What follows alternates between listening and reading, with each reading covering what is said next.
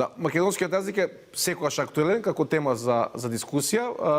За жал многу пати политички се поврзува, но тука сме не да ги гледаме неговите убави страни, да разговараме за оние кои што се залагаат македонскиот јазик никогаш да не умре, бидејќи такво нешто според мене е невозможно, но сепак зошто македонскиот јазик е битен не само за ние кои што го зборуваме, ние кои што живееме тука, туку воопшто во светот кога стана збор за јазиците. Нешто се случуваше во Скопје, некој чита портали, некој не чита дневни вестници и така натаму и така натаму, не дека се даде некое големо значење, посебно на овие да ги наречеме мејнстрим медиуми, но за тоа и нешто повеќе ќе поразговарам со нашата денешна гостинка, професор доктор Весна Мојсова Чепишевска. Добро утро, добар ден и добро дојдовте. Добро утро. Мене ми е драго дека сум еве на утринската програма. И прв пат сум во Канал 5 и да, ете се надевам дека ќе го скршиме мразот и понатаму дека ќе соработуваме, да. Апсолутно, на мој задоволство се разбира. Кажав, еве сега ќе кажам и во самата најава во однос на прашањето. Над 40 странски македонисти и слависти учествуваа во зимската школа на семинарот за македонски јазик. Што беше, што се случуваше, колку траеше? Така. Па ова е втора зимска школа, значи минатата година, во годината на Конески, бидејќи беше минатата 100 години од раѓањето, така, на Конески, тогаш се зафативме да направиме прва зимска школа. И таа зимска школа ја направивме на далечина, значи онлайн, на овие со електронски помагала како што е. Да. Ама рековме дека не треба да остане само по тој повод, по повод нели 100 години Конески да имаме зимска школа на меѓународниот семинар за македонски јазик, литература и култура, туку ајде да се обидеме и оваа година да направиме и можеби таа ќе стане и традиционална, да се одржува секоја година или можеби секоја втора. Ќе видиме во зависност од интересот, од темпото, од можноста, од условите за организација, така. Така што ете таа втора зимска школа ја организираше меѓународниот семинар за македонски јазик, литература и култура кој што е дел од Универзитетот Свети Кирил и Методи и ние всушност тука имавме 40 како што кажавте странски македонисти. Тоа се студенти, постдипломци, магистранти, докторанти, професори, преведувачи, значи странци кои што всушност сакаат да го учат македонскиот јазик, го учат, но и на оние кои веќе го научиле, значи на сите нивоа. И тоа се доаѓаат од различни странски универзитети. Таму каде што се учи и каде што се изучува македонскиот јазик. Еве за гледачите да кажам дека имаме 10 лекторски центри, но уште 10 универзитетски центри каде што се изучува, значи 20-тина, каде што се изучува македонскиот јазик, но секако покрај македонскиот јазик и литературата, македонската литература, но и глобално македонската култура. Овие 40-тина се решија, беа подготвени минатата недела да го следат овој курс.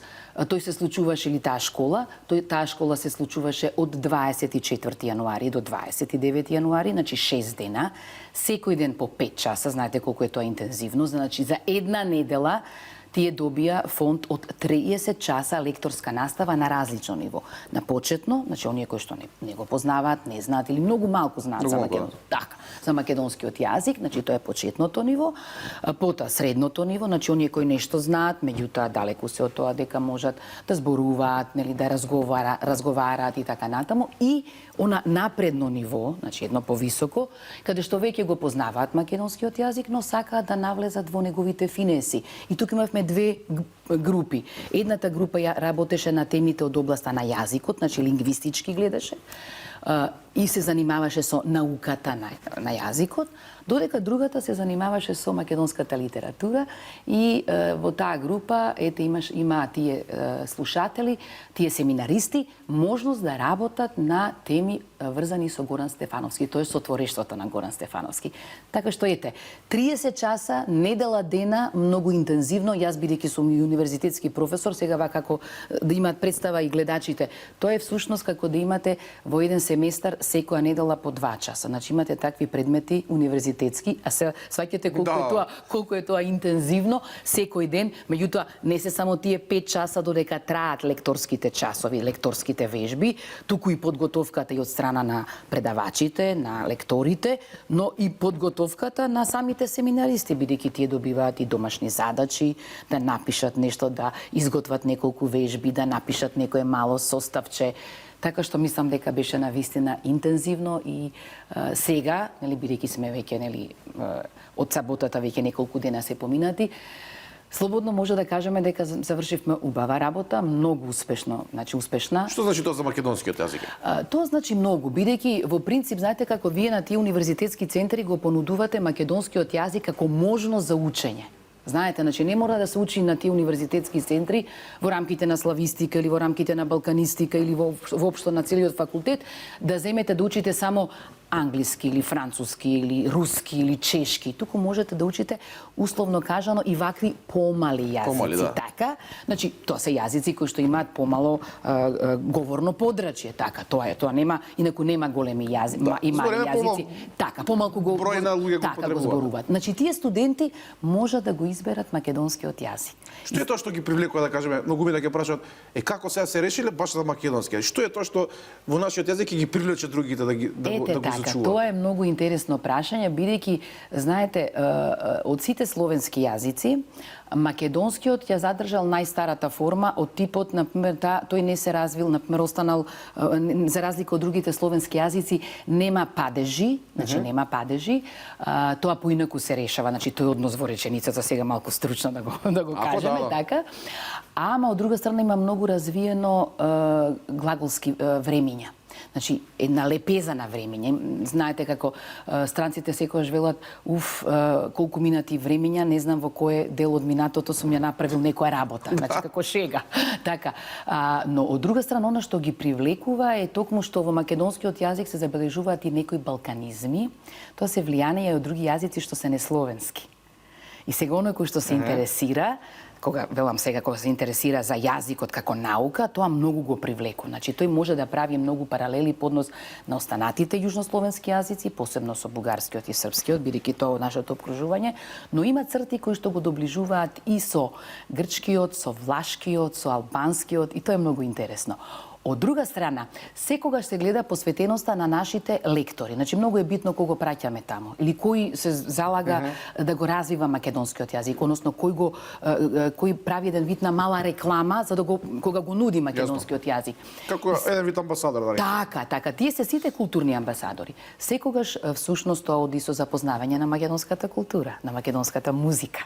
А не може да не се заљубиш тука? Да, а на македонската храна, на македонските убавини, Уште знаете како? Така, затоа што вела дека кој дошол еднаш во Македонија, прво се создава една таа атмосфера да се засака виртуелно Македонија, сега имате многу клипчиња по интернет и така натаму. Значи виртуелно да се влюбите во Македонија, потоа да се влюбите во приказната за Македонија и кога ќе дојдете, тогаш имавме ние на оваа зимска школа учесници кои што биле многу пати во Македонија. Значи не знам колку пати биле во Македонија, дека не го познаваат само Скопје и Охрид, туку истражувале и други делови од Македонија.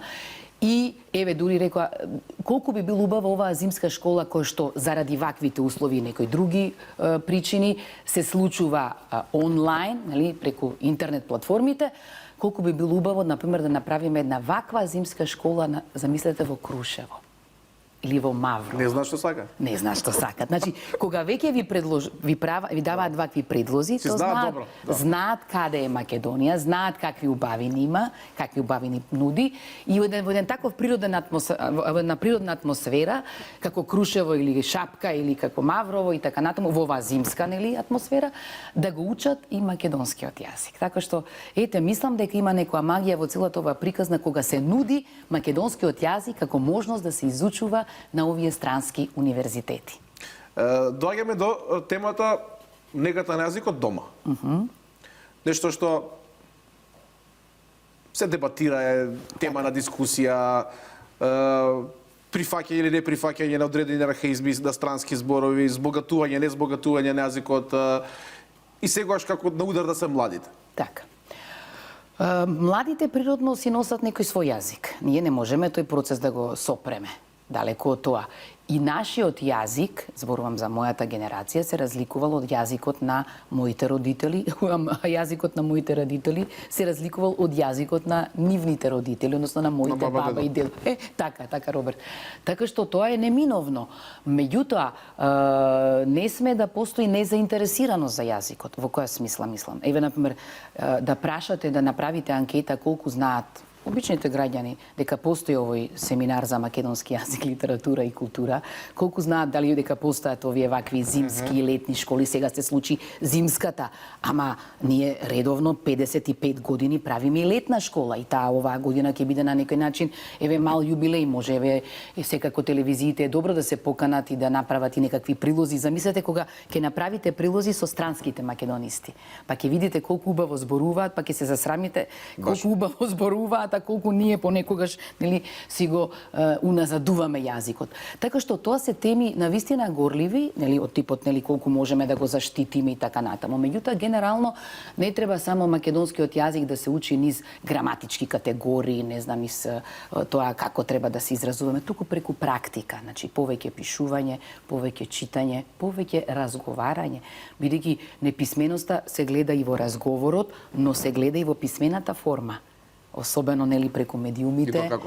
Да, особено преку нели ова брза комуникација, дали се ова сите форми на Viber, на WhatsApp, на и Facebook да не ги шириме, нели да не им правиме. А има преписки како да не постојат интерпункциски знаци, па не знаеш каде да застанеш, каде да Воопшто тоа е точно.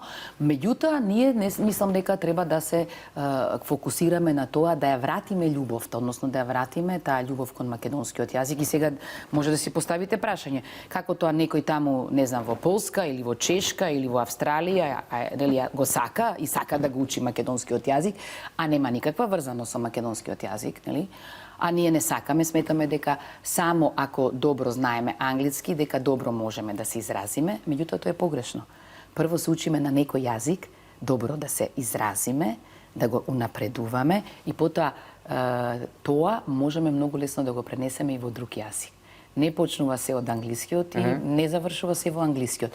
Имате луѓе кои што знаат по неколку јазици изворедно, на високо ниво, добро, нели, стилски убаво да се изразат. Не едноставно, не од овие обични комуникации, ама исто така знаат да се изразат и на македонски. Но има некој кој што тешко им оди изразувањето на македонски јазик. Ке го споменам тука, бидејќи имам уште некои 3-4 минути, имавме баш во првиот дел прилог околу тоа што читаат граѓаните и така натаму. Јас сум убеден дека дел од оние кои што редовно чита дека немаат ниту 10 песни од Конецки сена се прочита, но Роман 2 од Петре Андриевски, дека многу повеќе знаат од оно што прочитале на портал што е содржината на Пире и на некои од другите негови книги. Дали може би тука малку треба повеќе да обрнеме внимание? Секако. Да читаме наши автори. Да, точно е тоа, бидејќи тоа треба да се направи да се почне уште во училиште. Зашто не можете вие ако нели на училиште кажете добро, па ете знае, кажа 2-3 збора за Пирајеве, се го споменавте. Порете нешто, прочитал. Не. Значи не е работата само да се каже дека прочитал за Пирај, туку дека го прочитал Пирај. И потоа, како ќе се открие, како вие ќе откриете дека некој нешто прочитал, односно дека го прочитал Пирај, ако поведете разговор. Значи, треба малку повеќе да ги оставиме учениците со своја глава да размислуваат. Значи, не да читаат критики, не да читаат лектири од своите постари браќа, сестри што ги напишале, да ги препишуваат, ме разбирате? Туку сами да го прочитаат, дали песната, па да видиме, ајде, разбравте што, какви емоции ви понесе. Значи, кога активно ќе го вклучите во тоа, тој ќе знае, нели, ќе види што може, колку може неговото јас да одговори на тоа прашање, а не да одговори да ја го читав Пирај за тоа и тоа и тоа, мотив, идеја и така натаму и на тоа да останеме. Значи мораме малку повеќе да го водиме тој диалог. Тоа е посебна книга која што може да те потресува тотално и дека долго време понатаму може те држи. Дури може да сонуваш. Така да веднаш знаеш дали Дали е прочитан или не? Така, ама преку читањето се развиваат и другите умствени работи. Тоа се уште мора да го кажеме. Некој каже што ќе ти е читање, имаш филм, погледај го филмот. Да, филмот развива други моменти во мозокот, за разлика. Така, друга уметност, меѓутоа читањето, така затоа што гледате, ние се соочуваме во последно време и со проблеми од типот на дислексија, на дисграфија. Тоа покажува дека денешните деца не се така подготвени како претходните генерации деца, брзо да влезат да ги научат буквите да читаат, да ги научат буквите да пишуваат, тоа е дисграфија, така. А тоа е зошто? Затоа што не цртаат, туку цртаат на компјутер, нели, на мобилен, на лаптоп, на iPad, таблет, така сакам да кажам. Така што така се негува јазикот ако се почне од мали нозе. И мене, например, ми се допаѓа, например, во градинка кога ги тераат да учат цели песни. Зошто да не? И ќе речат, леле, детето, 3, 4, 5 строфи, како го малтретираат. Тазе ми е тоа, знам. Така, тазе ми е, да. Значи, не го малтретираат. Вежба. Ги вежба мозочните клетки. Да. Друго е малтретирање, да, тоа е тренинг за мене. Абсолютно. Добар тренинг и така по полека од слушатели, нели бидејќи најпрво слушаат и ги учат песната, ние потоа ги подготвуваме за читатели. Но секако дека треба да се работи на тоа да посветиме повеќе внимание на добриот изговор, на јасно, на добро артикулирано, затоа што ако вие добро зборувате, детето ќе го заинтересирате. Да. Ако не зборувате, нема да го заинтересирате. Така што е тоа многу комплексна работа, но треба да работиме, затоа што останува ова како странски македонисти се интересираат за македонскиот јазик, а македонците не се интересираат за македонскиот јазик, за својот јазик. Тука еве имаме зошто да се видиме повторно. Да. Беше чест и задоволство што имав можност пред се да ве запознам, а меѓу другото и да го искористам мојот работен ангажман да поразговарам со вас на нова тема во Здрава Македонија, па македонскиот јазик, кажав, е нешто што нема временска рамка колку може да се дискутира, туку треба вечно да се дискутира, да се зборува за него. Така, тоа е вечна тема, се надевам дека и вие ќе најдете нови теми, не само по некои поводи. Ова беше по повод втората зимска школа. Да. Рековме, најавивме таа 55-та наредна, таа јубилејна летна, таа ќе биде поголема, таа е во Охрид, нели, во тој амбиент крај Охридското езеро, во Конгресниот центар на универзитетот.